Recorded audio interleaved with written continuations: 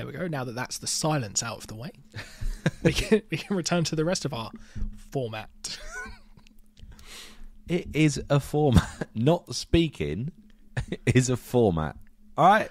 I know, but it's going to be weird because it's going to come in because I edit out most of the silence. Oh.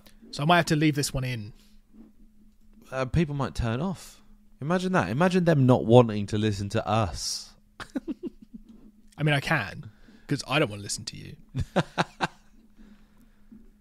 I mean, although saying that, you're the proud dad of, well, by the time this goes out, you'll have been the proud dad of 5 or 6 episodes of your new thing. The Spooky Shelf podcast. Yeah. Where will we be? So this is going out. I'm sure we've made reference to this, but we are really far ahead with recording this year. Yeah. Well, so to put it in context for you, when this goes out, you're going to be 30. I'll have had my 30th birthday at the point where this goes out, so that's interesting. But yeah, by that point there will be a plethora of Spooky Shelf podcasts to go and listen to if you like horror movies. But we like talking about young gay boys on this show, so that's what we're going to be discussing. That was a segue. Won it. I would say it was pretty much seamless. Yeah, no, I wouldn't have noticed if I hadn't stopped to point it out to everyone who was listening. Which is something that we both need to stop doing, I think. Well, again, format. Yeah, true. Which of these two do you want to start with? I don't know. Which one came out first? That's normally a pretty unfair way to do it. Oh, it was Young Roars that came out first. Oh, was it? Okay. Let's go. They're both. I was going to say quite new shows. Last year or so, wasn't it? Yeah. Okay. Young Royals. Tell me about that. What happens at the start? How does Young Royals begin? Well, it begins with a young royal being paparazzi'd. Mm-hmm. And then when they start talking, I realise that this is not in English. So you suddenly were like, oh, well, this has gone down a few notches in your estimation. I didn't know how much I was going to gel with it because it's about foreigners, and you hate that. I was going to say royals, and I hate that. But oh, so much greater is your hatred of foreign royals. Well, we've got some in this country. Well, one fewer than this time last year. Yeah, but don't have to go over all of the wank bank.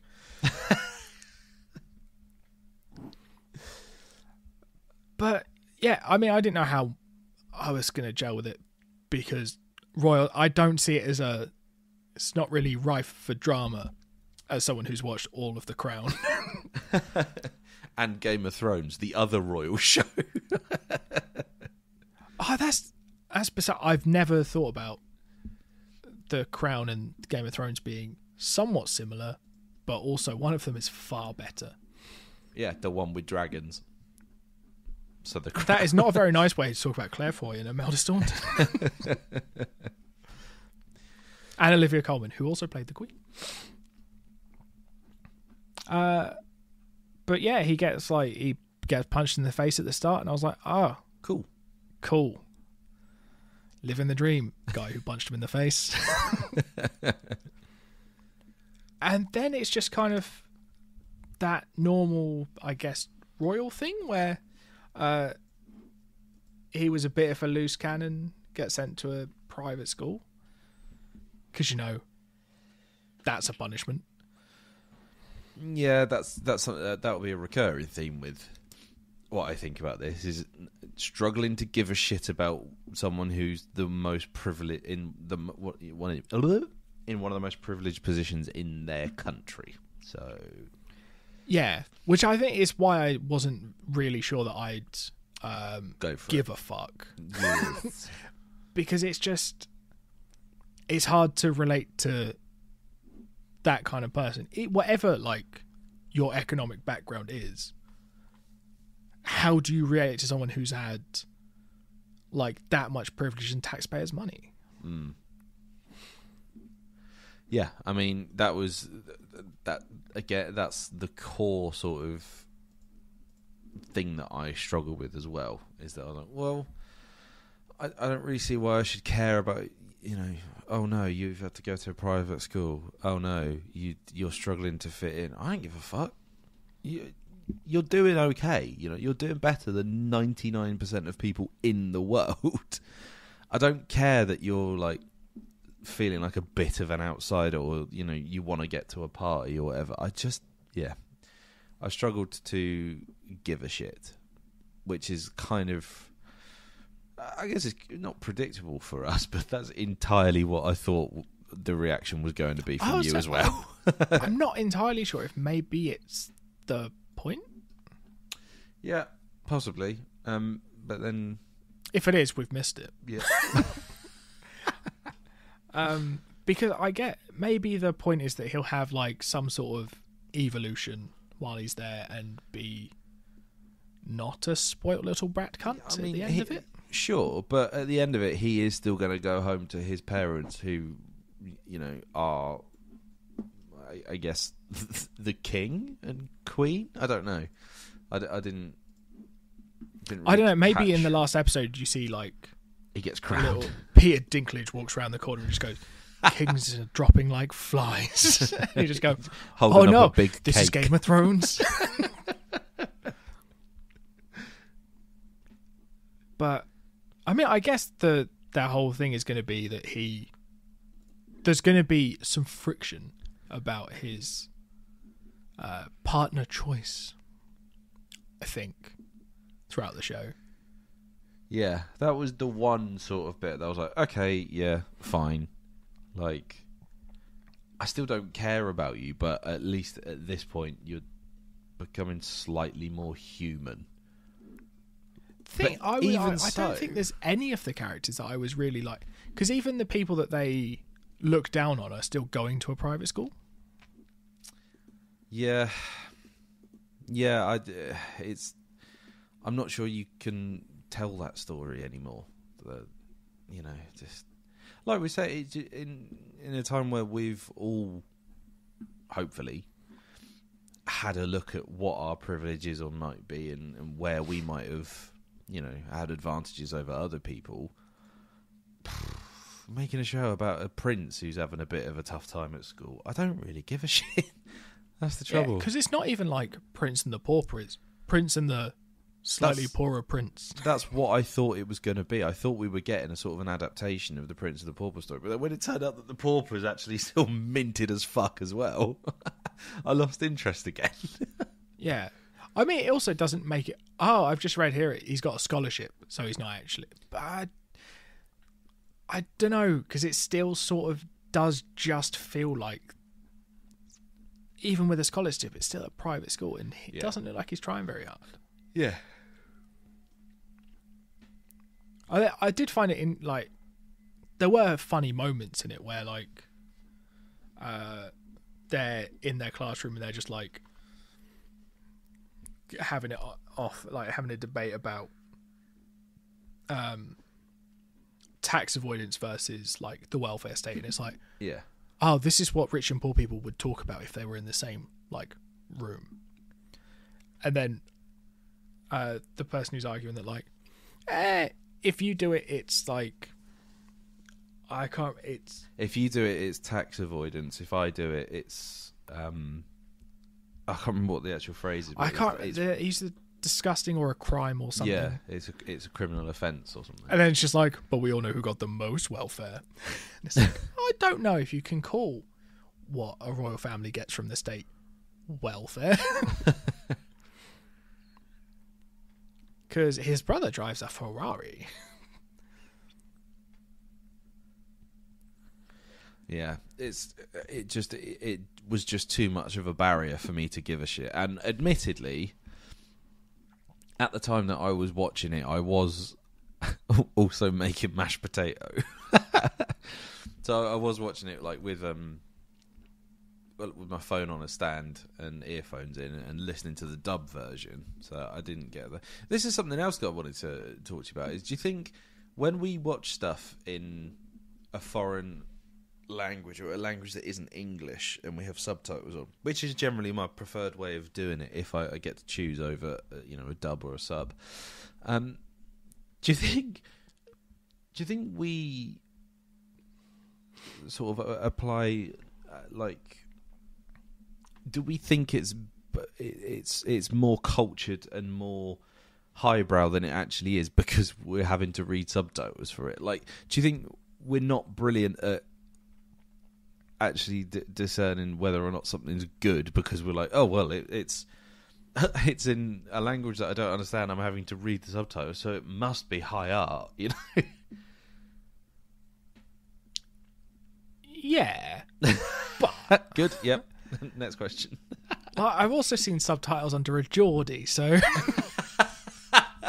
Oh my god, that reminds me. We my parents were around the other day and we started watching that Wrexham documentary on Disney Plus, and it's so clearly angled at Americans because it spends a lot of time explaining football and the fact that there's only two halves rather than quarters and there's no timeouts or anything like that.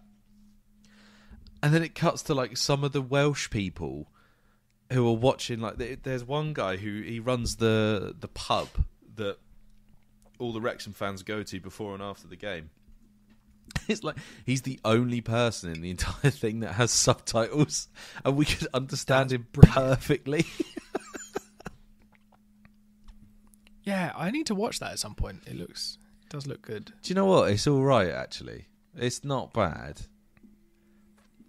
Yeah, I feel like it's mostly just a good way for them to justify having bought a football team. Yeah, I think that it probably is that. I think if you looked into the credits, it probably would be like one of their production companies.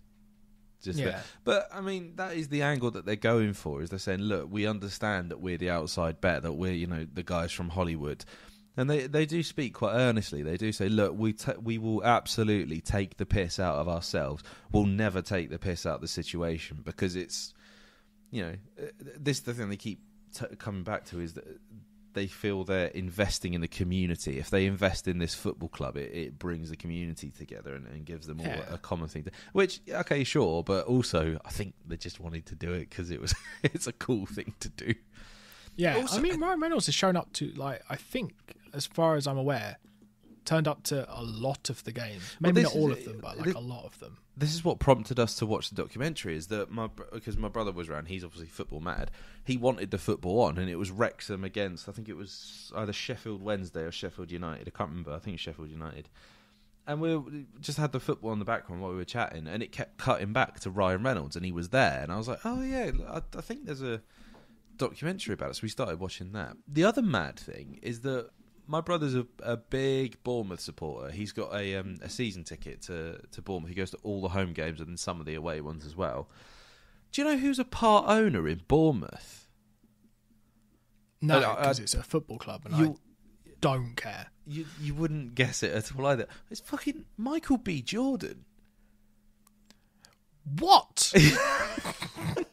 My brother was there and he said, yeah, he showed up one day and he came onto the pitch and was waving at everyone. I was like, that's insane. Yeah, but the last time he did that, he killed Black Panther. Yeah, that is true. I actually, that's another thing that I started to catch up with.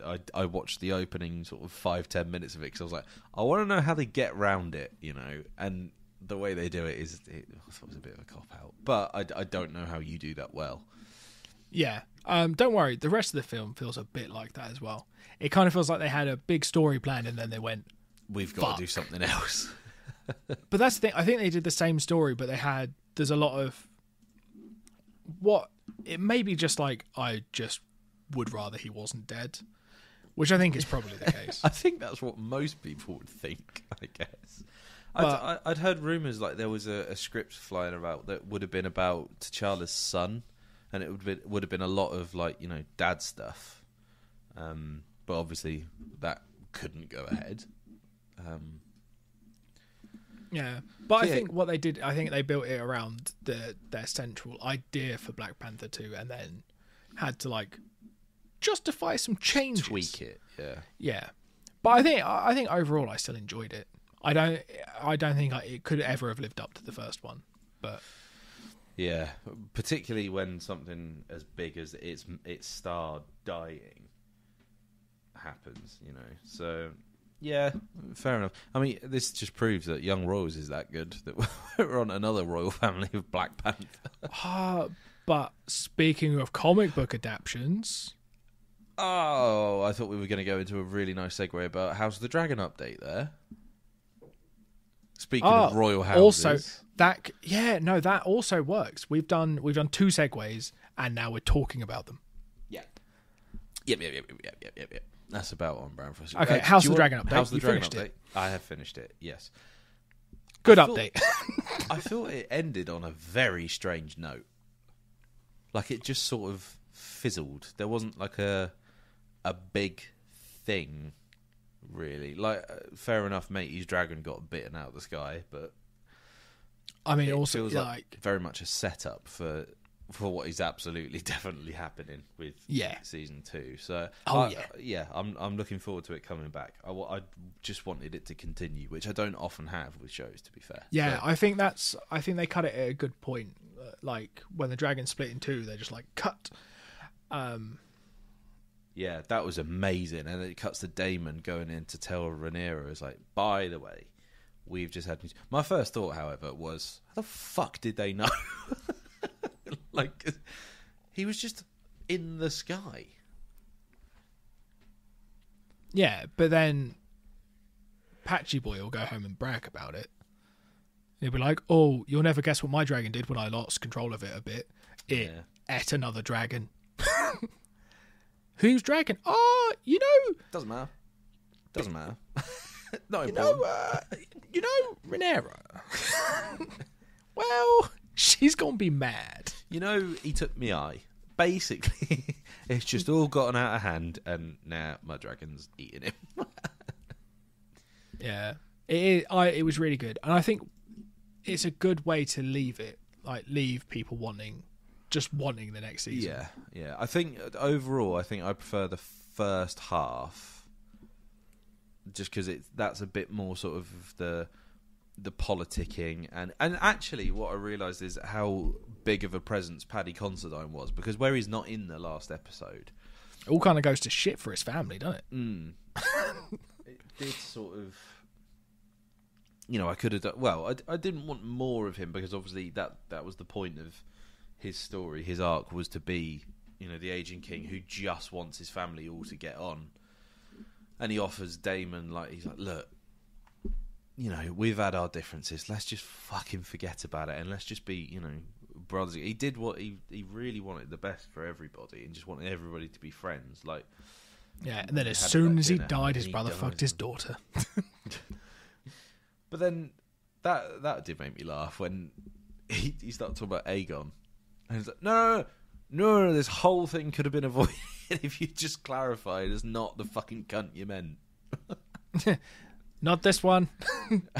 Future Aegon. But then everyone will call him John. There is something really, really sort of Shakespearean in that, you know, there is now going to be a war, you know, amongst this family because of a misunderstood sentence. There's something really, really Shakespearean. I do really quite enjoy that. So, yeah, I'm really, really, really enjoyed House of the Dragon, and I'm really looking forward to the second series of it now. And cool. We'll see it when it comes. Speaking of coming... Heartstopper. Okay, so that was a weird segue for a TV show based in a school. We do very often say that, and I think, you know, we're not guilty, but like when we see stuff we recognise put on screen, I think it hits us that much better. Yeah. So seeing a British school on a TV show. It just instantly, I was like, okay, I know what we're dealing with here. This is a fucking great show. I really liked this. I really enjoyed it. Have you finished it now? No, I very nearly just kept on watching it But it's very I had to watch watchable, particularly because of something the about Swedish royals.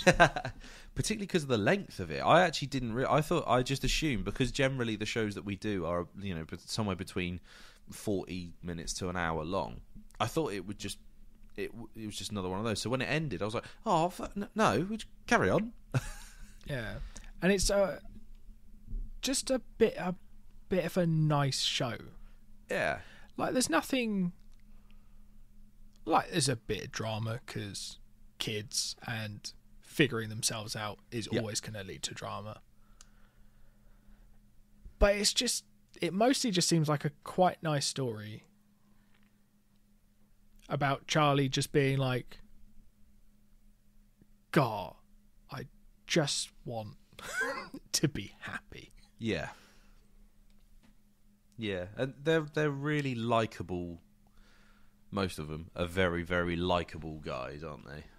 The two main leads as well. You're just like, you just want it to go well for them. So, yeah, I really, really enjoyed this. Very much enjoyed the Stephen Fry voices the headmaster. Yeah, and Olivia Colman's Nick's mum as well. I genuinely think I might have missed that.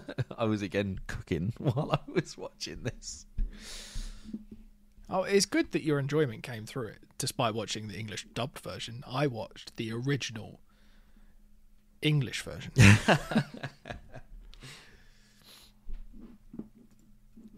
Yeah, I would be interested to have a look at the comic book that this is based on. That's the thing. I think throughout the opening titles, I just went, oh, it's a comic book adaptation, because they got that out of the way very easily by just being like, look, in this intro, there are some comic book panels shifting around, and I'm like, you're a comic book then. But this is TV. How can you be both? What? It just doesn't work in the brain. I'll tell you what it does. It really does make me think is that at the time when we were at school, like, I think we like to think of ourselves as, extremely tolerant and progressive and, accepting and that sort of thing. But when I look back to my school days, I was thinking about it because this is what it made me think of. There wasn't anybody in my year who was just openly and quite happily known to be gay or any sort of like anywhere on the LGBT spectrum. I don't know if I want to say spectrum, but anyone who would classify themselves as, within the LGBTQIA plus. Yeah, Category? I think I don't know why I'm struggling with the word for this, but yeah, but it just wasn't like a common thing. And obviously there were gay people at school, but at the time it was still, and this is only, oh god, I say only, it was 15 years that's the thing. It always starts with it was only, and then you go, oh no, that was like more than half my life ago. Yeah. But no, I know what you mean. I don't think they were as well represented, or it would have been quite as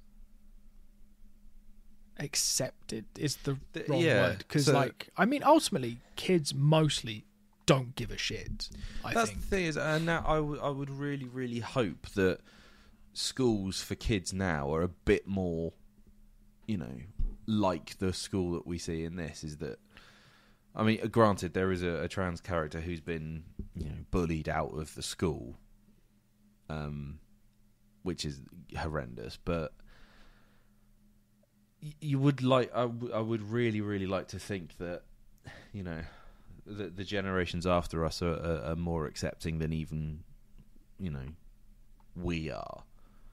And I do hope that schools are a safer place for kids now. And I think shows like this helps that in the way that, like, it's not so other. Yeah. If you can watch it on Netflix.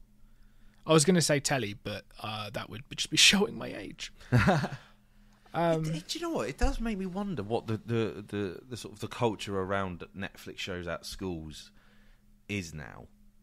Because it's like, because Netflix puts out new shows virtually every day, I do wonder how, like, you know, how there were massive crazes and stuff at school. I wonder how long those crazes last now. So for Heartstopper, like, about as long as a TikTok, I reckon. Do they, like, does everyone binge it on the same night? Are people messaging about it? Do you know what I mean? Like, because I imagine it probably works in a similar way to when, like, if a group of us are all watching a TV show and we just are talking about it.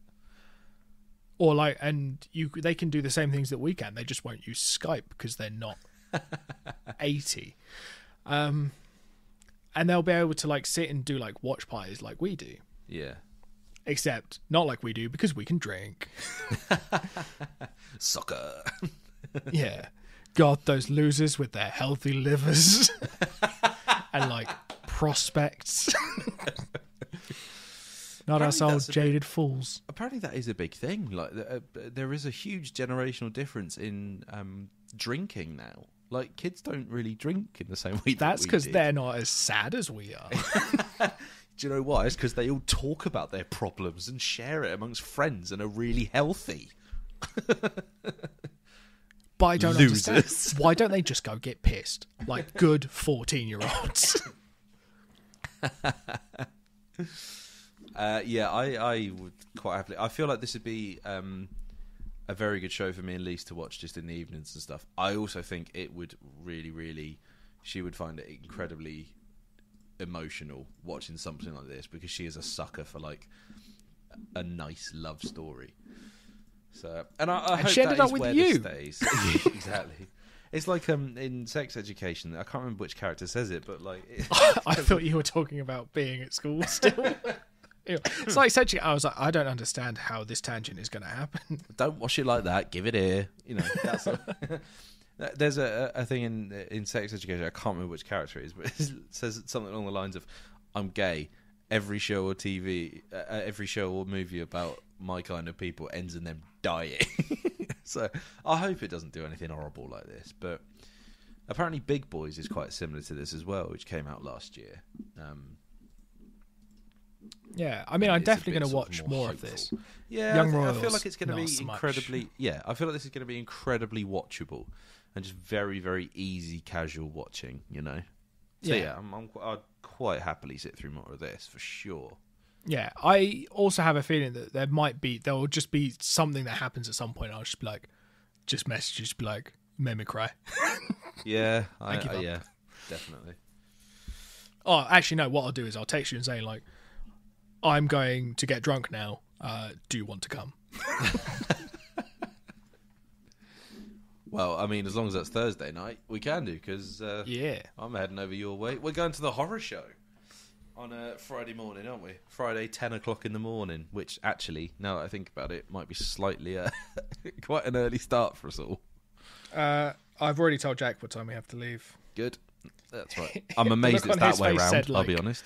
Well, it's because I was morbidly curious because I had to work out all the logistics of drinking the evening before and then waking up.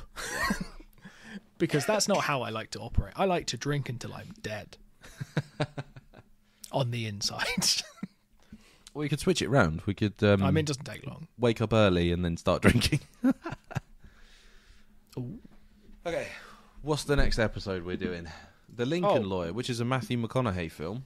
So they've made a TV show out of that, is it? Correct. And 7 seconds. I have no idea what 7 seconds is about. And those are always the ones I reckon that it's find short. interesting. Oh boy. Racial. That's what we're getting on. It's just one TikTok. Tensions run high between African-American citizens and Caucasian cops in Jersey City when a teenage African-American boy is critically injured by a cop. Oh. It's going to be big. It's going to be big.